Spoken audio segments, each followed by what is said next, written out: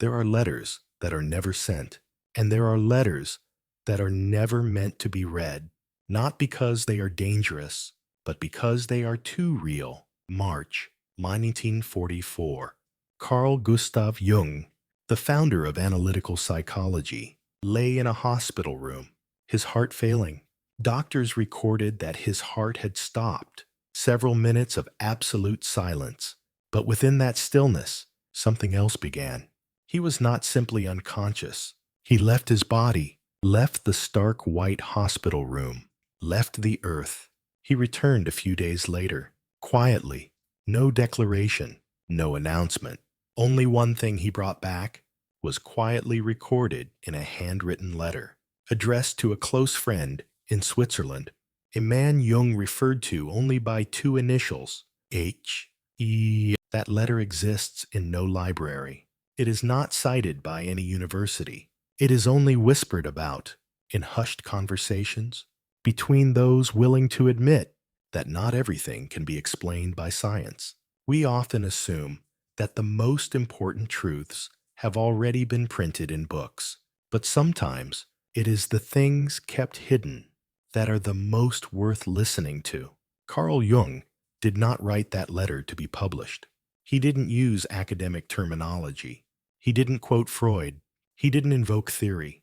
There was only the raw voice of a man who had just returned from the other side. In the letter, he didn't try to convince anyone. He didn't preach. He didn't assert. Instead, he simply told a story, quietly and almost heartbreakingly, that, in the few minutes his heart had stopped, he had left behind everything he once believed to be real. No more time, no more body, no more pain. He saw the earth from afar, not like the blue marble in NASA photos today, but a hazy sphere of blue light, strange and so breathtakingly beautiful that his heart no longer wanted to return. But that was only the beginning. Jung was drawn into a space he called the Temple of Light, not because it emitted light, but because its very nature was light. No walls, no ceiling, only the shape of pure presence. And there, he realized everything he had ever called consciousness was merely a faint shadow of what is truly real. He didn't call it heaven. He didn't call it a dream. He wrote in the simplest of terms, this was not a metaphor. This was what happened. And if that's true, if a man like Carl Jung, a man once considered too rational to believe in the invisible, was the very one who brought back such a testimony, then perhaps the real question is not, did he truly see it? But rather, why have we waited 80 years just to be ready to read it? Carl Jung spent his life in the world of symbols. He believed the soul was not some vague abstraction, but a living structure hidden in every dream, every repeating behavior, every feeling that defied explanation. But he never imagined that he himself would step into a place where everything he had ever studied was revealed to be nothing more than a shadow. In the letter, he wrote that after leaving his body, after the light of earth faded like a distant memory, he was led into a space that human language could not begin to describe. No walls, no ceiling, no matter, only a shape resembling a temple, but not built of stone, etched in light, not glowing, not blinding, but present, as if light was the very architecture of space. He called it the Temple of Light, not because it was sacred in a religious sense, but because its silence made every previous notion of holiness feel like a distant echo. In that place, there was no time, no memory, yet no forgetting either. He did not go anywhere, and yet he felt himself drawn into the deepest part of his being. And then he realized everything he had once called the self was only a surface, a garment, a shadow, compared to what he now touched as his true being. At the center of that temple, there was no throne, no God, only a presence. It had no human form, no wings. It spoke no words, and yet its presence was enough to make him melt, not out of fear, but from feeling utterly understood to the very root of his soul. Every unasked question, every unnamed pain was embraced by a wave of warmth that came not from outside, but from deep within himself. This being did not explain anything. It only conveyed one unmistakable sense, that life is not a punishment, not a cycle of death, rebirth, and karma, but a school not for the personality, but for the soul. Life is the school of becoming. Every joy, every loss, every disappointment, a lesson that cannot be skipped. Death is not the end. It is a doorway, not to reward, not to punishment, but to a truth about yourself, no longer hidden by flesh, roles, or names. Jung did not use the word reincarnation, but he wrote that, standing in the temple of light, he could feel all his lives, not in order, not like a sequence of memories, but like simultaneous waves resonating in a single current. He saw faces he had never met in this life, and yet he knew them. One was his father, another a child he had never given birth to. Yet the connection he felt was stronger than any relationship he had ever known on earth. In that moment, Jung wrote, he did not remember his biography. He remembered himself not through language, not through symbols, but through a knowing that could not be wrong. And then he was pulled back. He did not want to return, not to the noise, the illness, the world he had once called real, but a voice not coming from anywhere, but whispered from within, spoke slowly, gently, without force. Not yet. And so Jung opened his eyes. He saw the white ceiling. He heard the hiss of the ventilator. He saw the frightened gaze of the doctors. But he knew. He had gone beyond any theory he had ever taught. And when he closed his eyes again, that temple of light was still there, not far away, but just behind his gaze, in the stillness between two breaths. When Carl Jung awoke in the hospital room, people believed he had come back, but in truth, only his body had returned. The rest of him remained in a place he could not name, could not explain, and could never forget.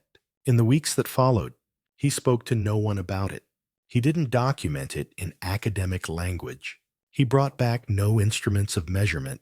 Only one thing remained, a quiet presence within him. What he had seen was not a symbol, not a dream, not a hallucination. It was a layer of reality, real and deeper than any theory. In the letter, he wrote, I did not return with a story. I returned with a memory, not one belonging to childhood, not to lineage, but to something primordial beyond the name Carl Jung. He spoke of faces, unfamiliar, yet not strange. There was a man he knew without doubt to be his father, but not as he remembered. This man radiated a peace Jung had never experienced in this life. There was a child, silent, unsmiling, and yet, when Jung looked into its eyes, he knew this was his child, a child never born, never named, but existing in some deep part of himself that reason could never touch. Jung wrote, I was not remembering my life. I was remembering myself, not through language, not through symbol, but through a knowing, clear, pure, unmistakable. And in that state, time was no longer linear. There was no past, no future. Every moment seemed to coexist, not overlapping, not chaotic, but harmonious, like a symphony played all at once, by 1,000 instruments, each note belonging to you, even if you had never heard it before. He called it a state of timeless remembrance, where belief was no longer necessary, where proof was no longer needed, because you no longer required validation for what you had already become. And then something happened, very quietly, but impossible to ignore. He began to see unfamiliar images, like streaks of light unfolding across his mind, not from the place he had visited, but from a time he had never lived, a city without shadows, People moved between radiant buildings, but did not look at each other. They were free, but directionless, no longer afraid, but also no longer longing.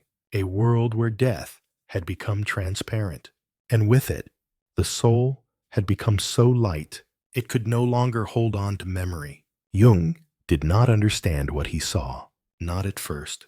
Only after awakening, sitting upright in his hospital bed, pen and paper in hand, did he whisper within, "I have seen the future, not the future of technology, not the future of war, but the future of consciousness."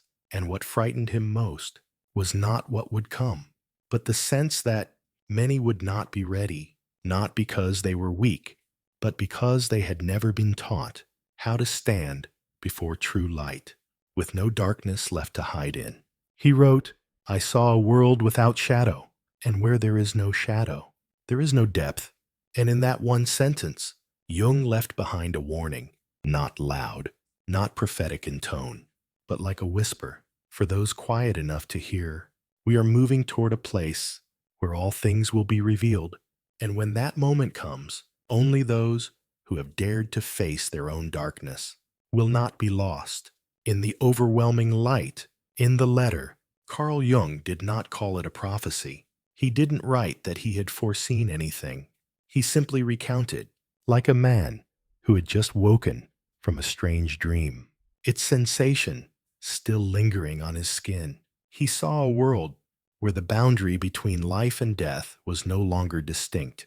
No more rituals of parting, no more fear of loss. People still moved about, still worked, but they no longer looked at one another, no longer needed to speak. No one asked questions anymore. His society, perfectly organized, no more war, no more suffering. But he wrote, "Never have I felt such unease, because in that world there were no shadows, and where there are no shadows, there is no depth." He called it a mirror with no reflection. Everything was visible, everything exposed, but there was no privacy, no place to retreat, no space for the soul to grow on its own. The people there were free, but empty. No more pain, but no more ability to feel the beauty of comfort. No more mistakes, but no more forgiveness either. Jung wrote, "When you cleanse yourself of everything that once made you fall, you may also erase your very capacity to rise." He did not condemn. He did not praise. He simply left a feeling that the world is racing toward a place where light becomes a prison without bars.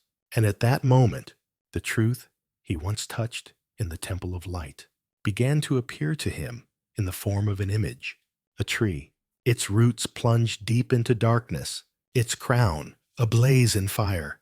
Without light, the tree would never grow, but without shadow, it would have no roots. Jung called it the truest image of truth, not knowledge, not belief, but growth through darkness, not avoiding it, not denying it, but walking into it and through it. He wrote, "I saw a world where everything was pure and clear, and precisely because of that, people no longer knew who they were, because only when we have once been lost can we truly understand the meaning of returning. Only when we have once been broken can we value what it means to be whole in a world without pain. The soul becomes so light that it can no longer hold on to anything. No more pain, but also no more healing. No more falling, but no rising either.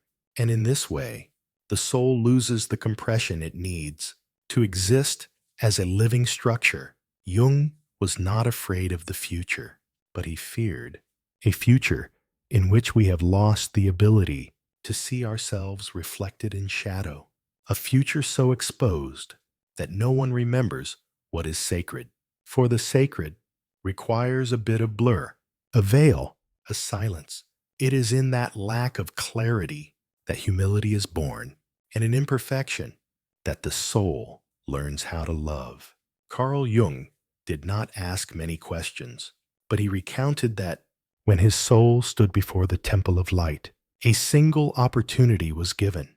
He could ask one question, only one, not about the past, not about what would come. He didn't ask about himself, nor about someone he once loved. He asked, "What is truth?" There was no answer, no definition, no philosophical system was laid out, only an image, emerging slowly, like a living symbol. A tree, its roots plunged deep into the dark soil, no end in sight. Its crown stretched to the sky, not only receiving sunlight, but on fire, not burning in destruction, but in a flame of purification, not painful, not consuming, just radiant, as if the soul itself were opening.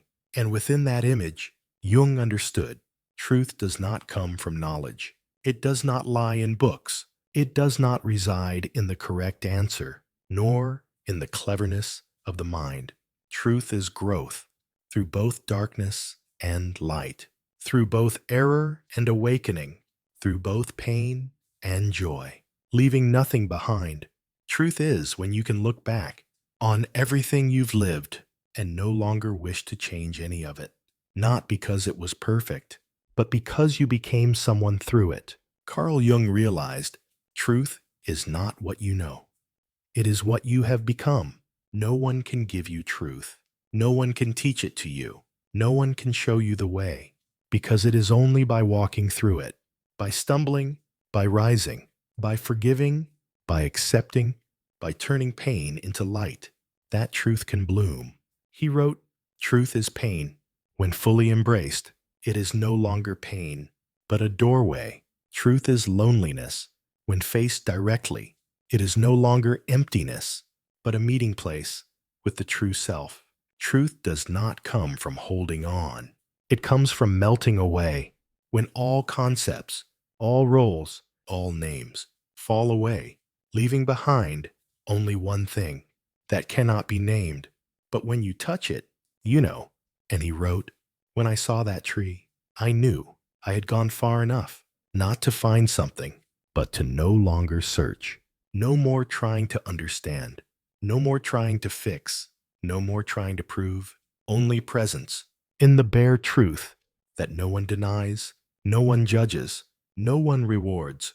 And in that presence, I saw myself no longer the same, no longer a psychoanalyst, no longer an author, no longer Carl Jung, just a soul beginning to remember." Carl Jung once wrote, "Not everything on the other side is light." In the final part of his letter, his tone shifted. It no longer sounded like storytelling, but like a whisper to himself.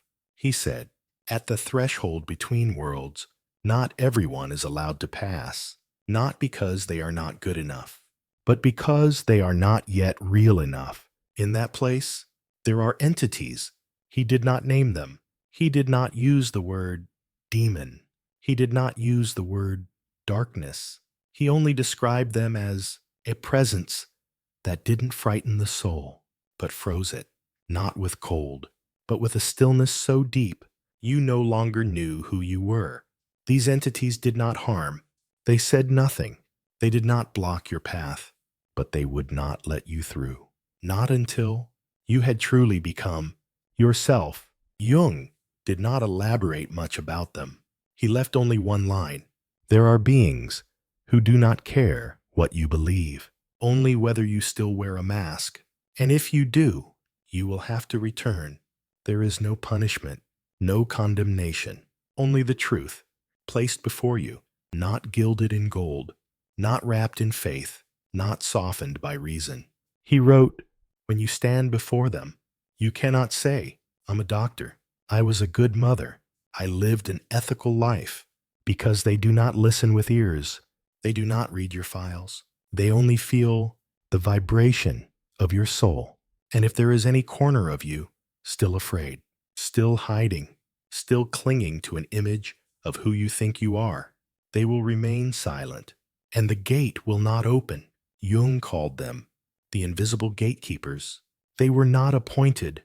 They do not rule. They do not apologize for making you uncomfortable, because they do not belong to the system of reincarnation. They do not belong to heaven or hell. They have only one task: to guard the threshold of truth, a truth that is not perfect, not pleasant, but unavoidable. And Jung realized returning to life was not a failure, not a sign of insufficiency, but another chance to live more honestly. He wrote, "I did not come back to continue.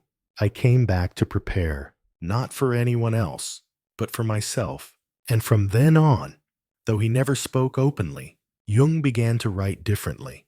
He began to think differently, quietly sewing symbols into the pages of his later books, into the dreams of his patients, into the silences between his sentences. He no longer tried to heal quickly. He no longer believed all shadows must be removed, because he understood part of healing is letting yourself truly see who you are, even when it makes you want to look away. Not every calling arrives as sound. Some come as coincidences, others through dreams, but there are invitations that only appear when you are quiet enough.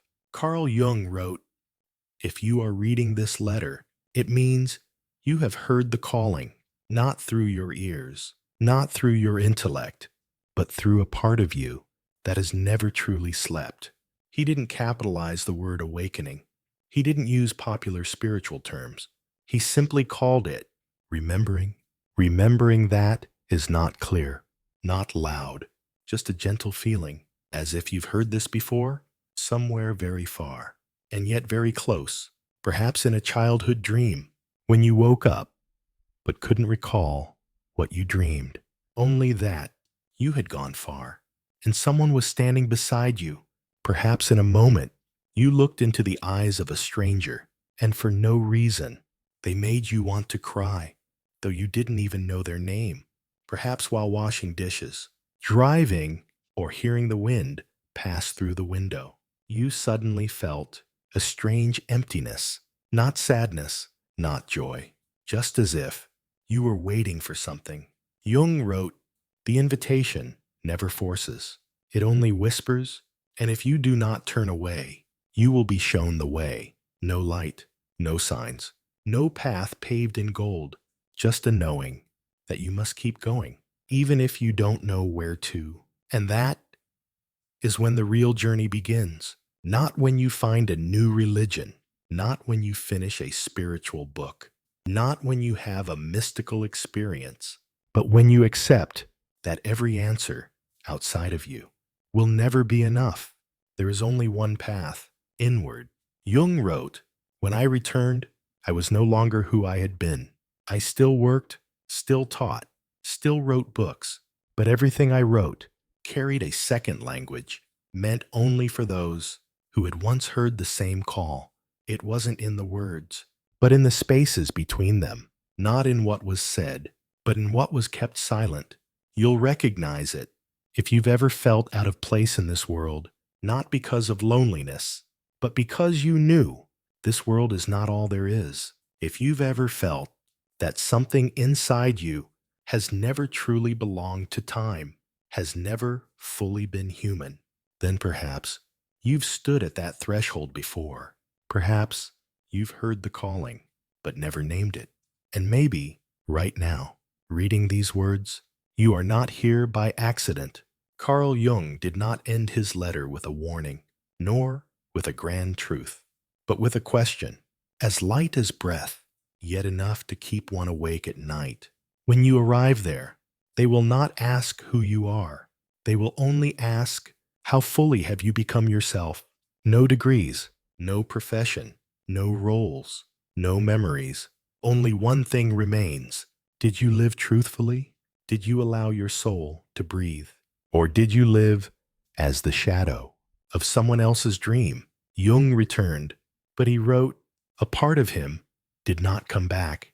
It remained in that place where light has no name, where there is no history, no time, only presence. And from that day forward, he no longer searched the way he once did. He began rereading everything from antiquity, as if retracing the footprints of himself. In another life, he looked at symbols, no longer as a psychologist, but as someone remembering a forgotten language. He listened to the dreams of patients, not to decode, but to hear to hear a calling he knew came not from the brain, nor the psyche, but from a deeper silence. He didn't teach anything new, but those who came near him often felt as if he knew something he couldn't say. And perhaps not because he didn't want to, but because when something is too real, words become too coarse. The letter he left was not meant for everyone, not for those who seek explanations, not for those who wish to be taught. It was for those who have already begun to remember that you are not your past, not your wounds, not your role. To remember that the soul did not come here to be perfect, but to become. There is no shared path, no correct doctrine. No one can walk it for you, only you, and the silence between two breaths, between two glances in the mirror, between two dreams, never spoken aloud. And when you begin to ask, not a question of the mind, but a gentle stirring in your heart, am I living as if my soul is immortal? That is when the journey truly begins, not somewhere else, not in meeting someone extraordinary, but right here in the midst of a very ordinary life, in the sound of your footsteps at dawn, in the way you look at someone without speaking, in how you release something you once held too tightly. Jung once said, "The soul does not need saving. The soul only needs to be remembered." And if you have read this far, if you feel a quiet settling inside, or a sudden wave of emotion for no reason at all, then perhaps you've already begun to remember. If you've stayed with me this far, perhaps you, too, can feel we are no longer the same as when we began, not because you've learned something new, but because you've just touched the silence. You may have spent a long time quietly avoiding that silence. Is not found in books, not in theories. It lives in the place where your soul has been waiting for you to return. Carl Jung did not leave a sermon. He left a blank space, a door left slightly open, a wordless calling. Not everyone hears it. Not everyone is ready. But if you are sitting still in this quiet right now, then maybe you've begun to hear it too. No need to answer, no need to understand. Just be still and breathe. Because when you begin to live as if your soul is immortal, you will see this life was never ordinary. If something in this video touched you, don't keep it to yourself. Leave a sign, not for the algorithm, but for other souls, so they'll know they're not alone. And if you are truly ready, we will meet again in a place where words are no longer needed, and truth is enough to become light. Have you heard it yet? That silence is the invitation